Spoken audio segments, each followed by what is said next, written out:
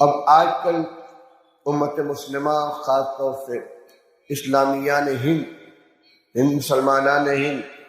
جن حالات سے گزر رہے ہیں ان کو سامنے رکھیں اور اپنی ذمہ داری کو محسوس کریں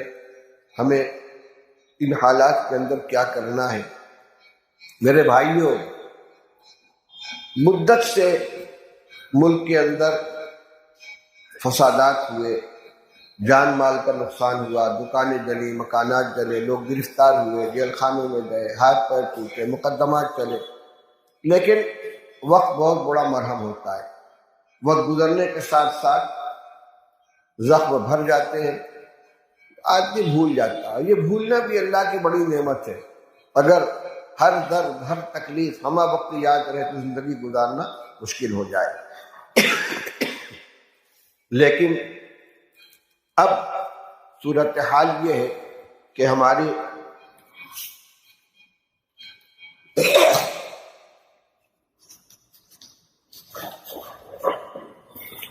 صرف جان اور مال کا مسئلہ نہیں ہے،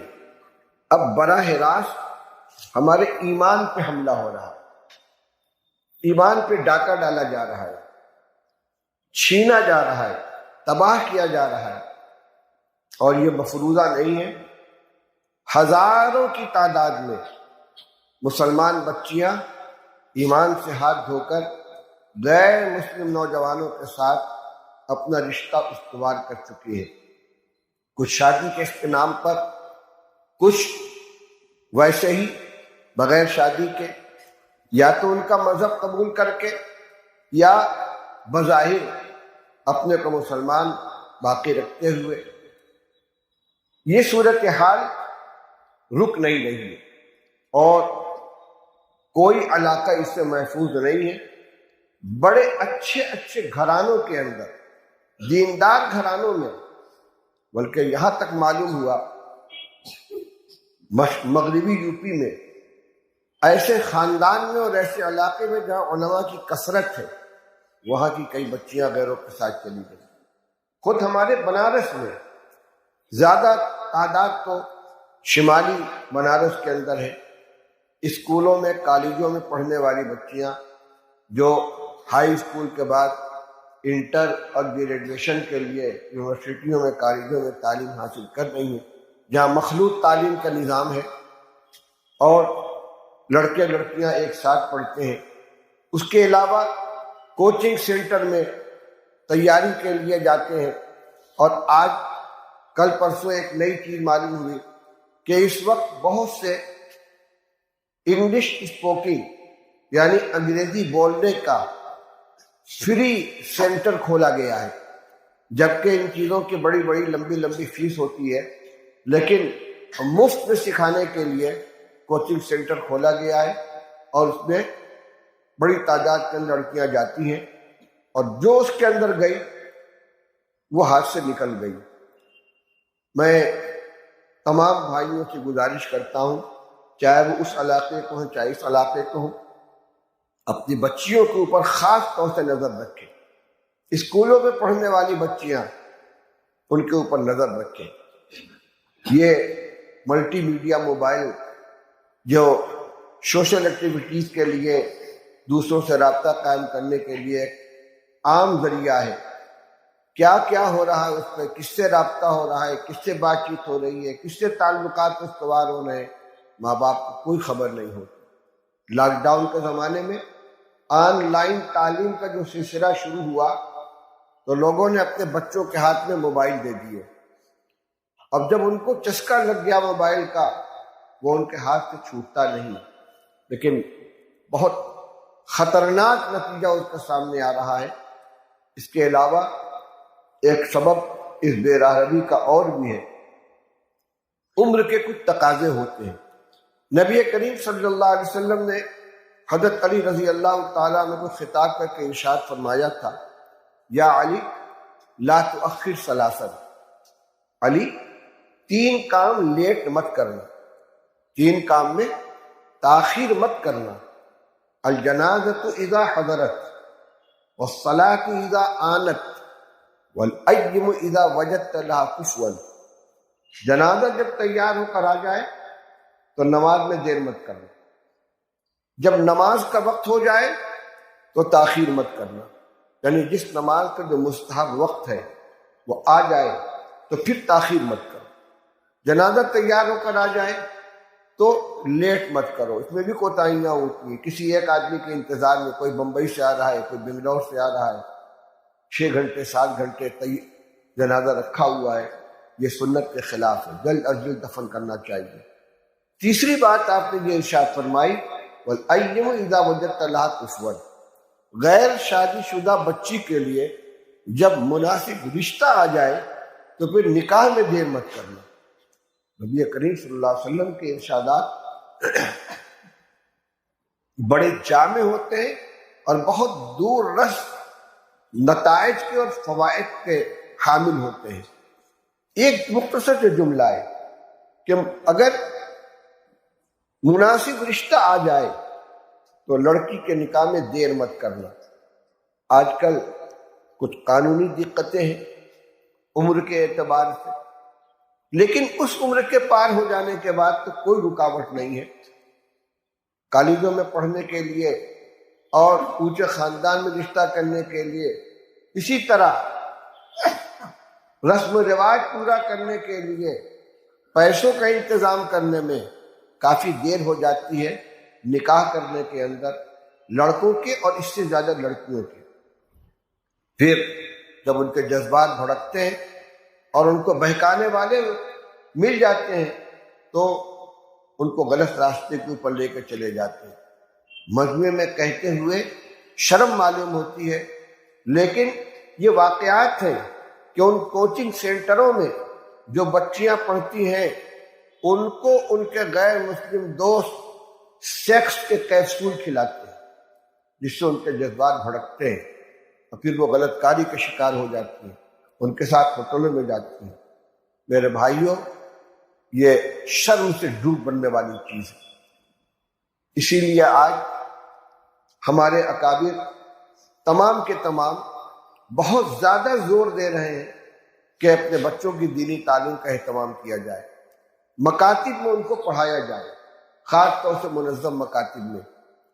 اس لیے کہ لوگ عموماً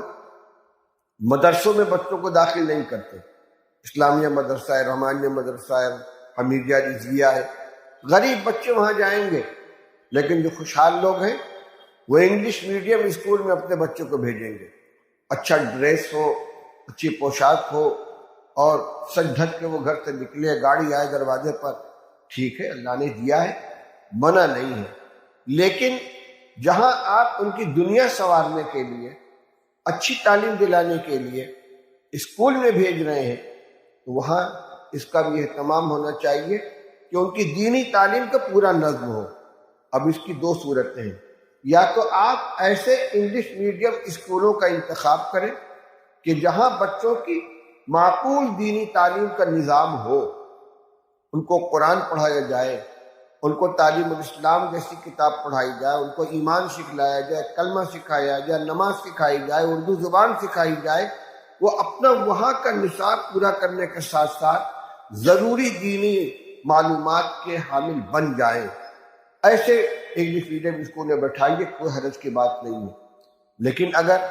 بچے ان اسکولوں میں تعلیم حاصل کر رہے ہیں جہاں دینیات کا کوئی حصہ نہیں ہے یا بہت کمزور ہے تو ان کو جز وقتی مکاتب کے اندر ضرور داخل کریں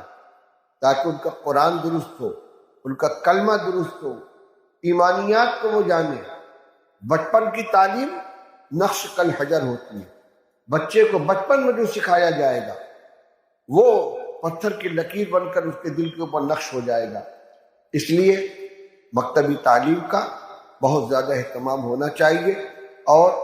جہاں جہاں مکاتب نہ ہو وہاں مکاتب قائم کیے جائیں۔ بچیاں جو اسکول میں جا چکی ہیں، اگر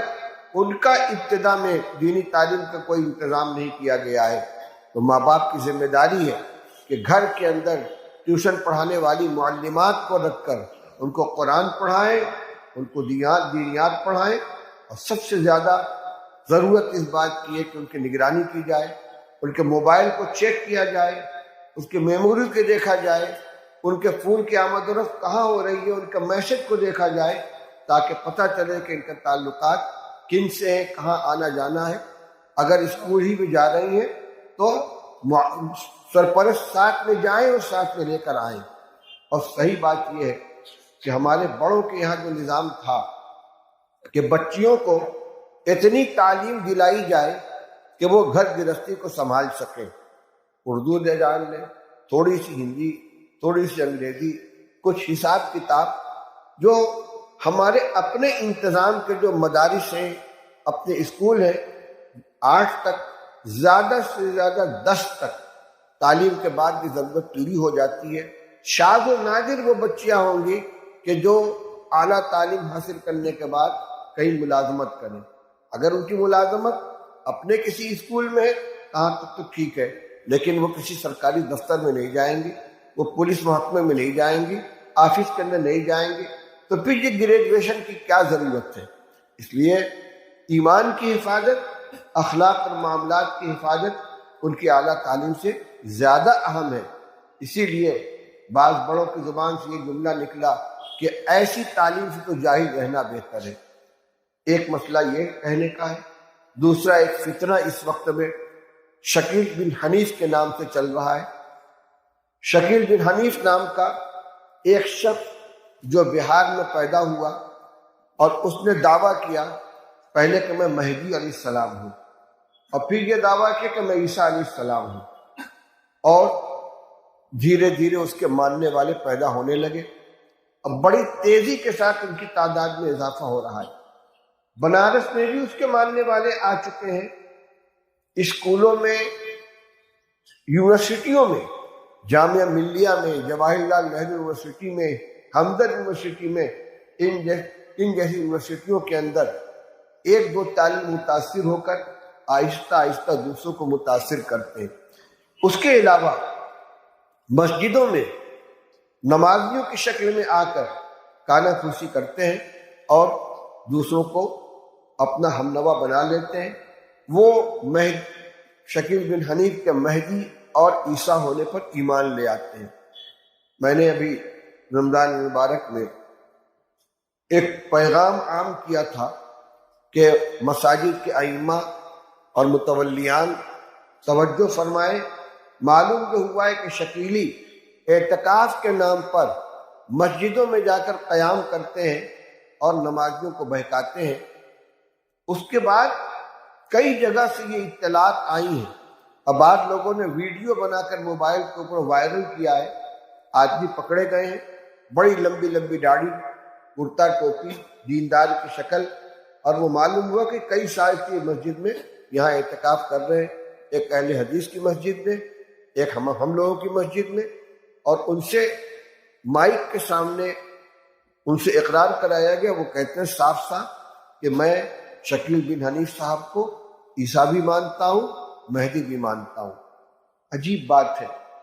عیسیٰ علیہ السلام مریم علیہ السلام کے بیٹے کب کے پیدا ہوئے، آسمان کو اٹھا لیے گئے۔ حضرت مہدی کے بارے میں رسول اللہ صلی اللہ علیہ وسلم نے فرمایا ہے کہ ان کا نام محمد ہوگا، ان کے والد کا نام عبداللہ ہوگا، وہ میری اولاد میں سے ہوں گے۔ حضرت علی رضی اللہ تعالیٰ نے فرمایا کہ میرا یہ بیٹا حسن یہ سردار ہے، اور اس کے نسل سے ایک شخص پیدا ہوگا جس کا نام رسول اللہ صلی اللہ علیہ وسلم کے نام کے مطابق ہوگا، باپ کا نام آپ کے باپ کے نام کے مطابق ہوگا، یعنی وہ مہدی علیہ السلام ہوں گے۔ ایک زمانہ ہوگا جس میں حضرت مہدی بھی آئیں گے، حضرت عیسیٰ علیہ السلام آسمان سے نازل ہوں گے، اسی زمانے میں دجال کا خروج ہوگا، اسے قتل کیا جائے گا۔ ساری نشانی علامتیں موجود ہیں۔ یہ سمجھ میں نہیں آتا ماننے والوں کو کہ شکیل بن حنیف دربھنگا میں پیدا ہونے والا وہ عیسیٰ ابن مریم کیسے ہو گیا، اور شکیل بن حنیف محمد ابن عبداللہ جو رسول اللہ صلی اللہ علیہ وسلم کی اولاد میں سے ہوں گے وہ کیسے ہو گیا۔ اس کے علاوہ جو علامات بیان کی گئی ہیں، روایت سے معلوم ہوتا ہے کہ ایک خلیفہ کا انتقال ہوگا، لوگ دوسرے خلیفہ کے انتخاب کے سلسلے میں پریشان ہوں گے۔ اتنے میں حضرت مہدی مدینہ سے مکہ کے لیے نکلیں گے، لوگ ان کو جا کر پکڑ لیں گے اور ان کو جو بھاگنا چاہیں گے اس ذمہ داری کو قبول نہیں کرنا چاہیں گے، لیکن لوگ ان کو لے کر مکہ مکرمہ جائیں گے اور مقام ابراہیم اور حجر اسود کے درمیان ان کے ہاتھ پہ خلافت کی بیعت کی جائے گی۔ وہ خود نہیں کہیں گے کہ میں مہدی ہوں،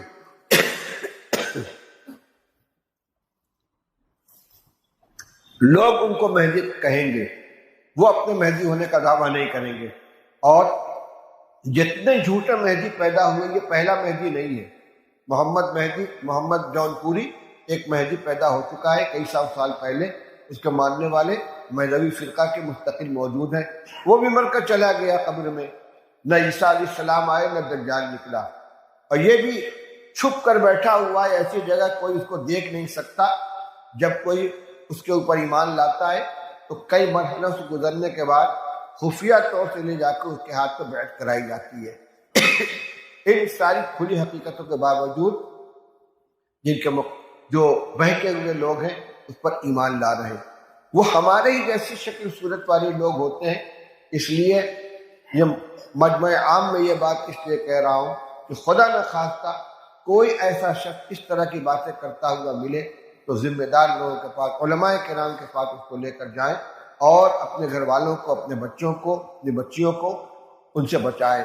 ان کی عورتیں گھروں کے اندر جا کر عورتوں میں تبلیغ کر رہی ہیں، ان کے طلباء اسکولوں کالجوں میں تبلیغ کر رہے ہیں، ان کے نمازی مسجدوں میں تبلیغ کر رہے ہیں۔ پہلے قادیانیت کا فتنہ تھا اور موبائل کے ذریعے محمد علی انجینئر ہے، راشد شاز ہے اور غامدی ہے پاکستان کے اندر، ان لوگوں کے فتنے نوجوانوں کے لیے خطرناک بنے ہوئے تھے۔ اب ایک یہ شکیل بن حنیف کا فتنہ آ گیا ہے۔ اس لیے میں نے کہا تھا کہ پہلے مسئلہ تھا ہماری جان مال کا، اب براہ راست ایمان ہمارا جا رہا ہے